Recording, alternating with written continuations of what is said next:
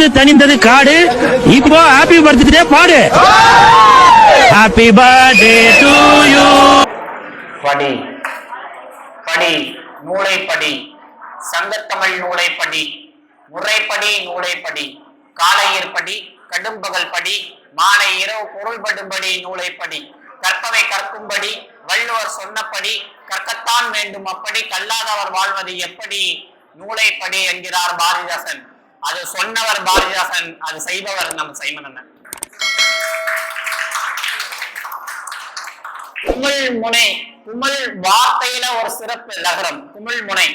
அதை நடத்துபவர் ஒரு சிறப்பு, அதன் செயல்பாடு ஒரு சிறப்பு. இந்த சிறப்பு நம்ம வாசிப்புக்கே கிடைத்த மிகப்பெரிய பொறுப்பு என்று நான் நினைக்கின்றேன். அதாவது 2 பக்கங்கள் இன்னும் படித்து முடிக்கவில்லை என்று தனது அறுவை சிகிச்சையை மாற்றி வைத்தவர் பேரறிஞர் அண்ணா. புத்தகத்தின் நேரத்தை வீணாக்கும் போது கடிகாரத்தை பார், அதில் ஓடுவதன் முள்ளல்ல உன் வாழ்க்கை என்கிறார் விவேகானந்தர்.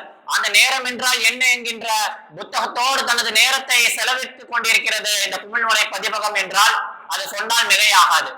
ஏன் 10 புத்தகங்களை படி 11வது புத்தகங்களா நீ ஆழ்வாய் என்கிறார்கள். அப்படி 10 புத்தகங்களை படித்த என்னை 11வது புத்தகங்களாக ஆக்கியவர் குமிழ்முனை பதிப்பகம் என்று சொன்னால்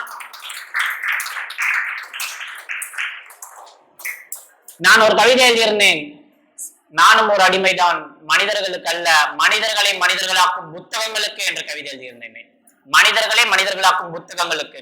என்னை இன்றைக்கு ஒரு புத்தக மனிதனாக அவன் நிறுத்த வைத்திருக்கிறது இந்த குமிழ்முனை பதிப்பகம் என்று நெஞ்சை நிமிர்த்தி தளம் உயர்த்தி தமிழை கையில் பிடித்து நான் சொல்வேன்.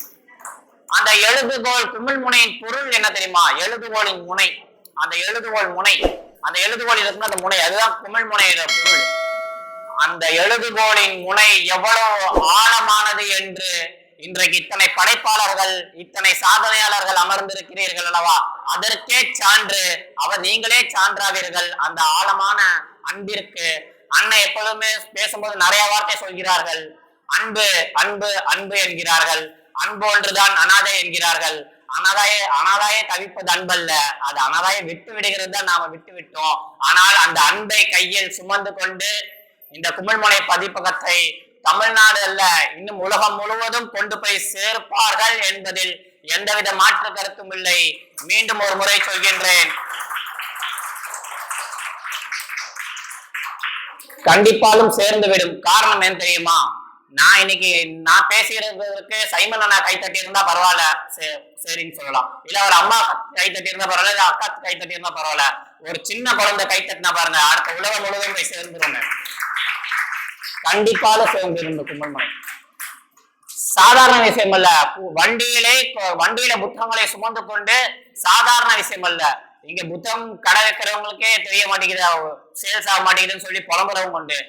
சாதாரண கடை தெருவிலே நின்று கொண்டு சாதாரணமாக இருந்தாலுமே அதை சாதனை புள்ளியாக மாற்றி இருக்கிறது அல்லவா? சரித்திரம் புரட்டி இருக்கிறது அல்லவா?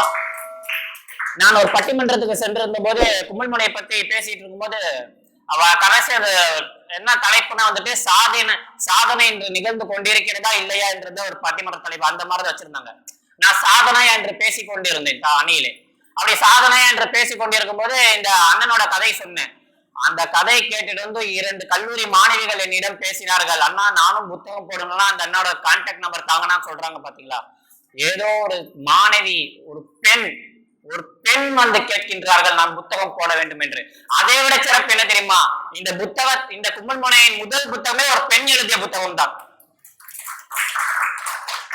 அவன் எழுதினால் அது எழுத்து, அவள் எழுதினால் அது புரட்சி. சமுதாயத்தின் சரிவை சரி செய்வதற்கு அவளால் மட்டுமே முடியும்.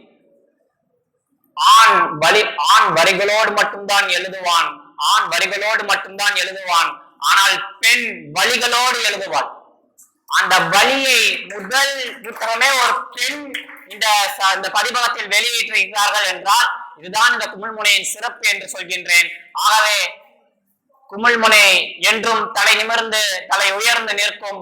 மனதில் உறுதி வேண்டும், வாக்கினிலை இனிமை வேண்டும், நினைவு நல்லது வேண்டும், நெருங்கின பொருள் கைப்பட வேண்டும், கனவு மைப்பட வேண்டும், கைவசமாவது விரைவில் வேண்டும், தனமும் இன்பமும் வேண்டும், தரணியில பெருமை வேண்டும், பெண் விடுதலை வேண்டும், பெரிய கடவுள் காக்க வேண்டும், மண் பயனுற வேண்டும், வானகரம் இங்கு தென்பட வேண்டும், உண்மை நின்றிட வேண்டும், எண்ணியது முடித்தல் வேண்டும், நல்லவை எண்ணல் வேண்டும், திண்ணிய நெஞ்சம் வேண்டும், தெளிந்த நல்லறிவு வேண்டும், பண்ணிய பாவமெல்லாம் பனையமுன் பணியை போல நன்னிய நீங்கும் இங்கு நசந்திட வேண்டும் அண்ணா என்கிறார் பாரதியார்.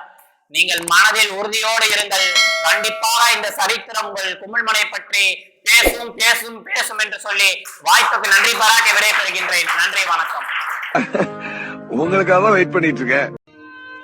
கற்க கசடற கற்பவை கற்றபின் நிற்க அதற்கு தக.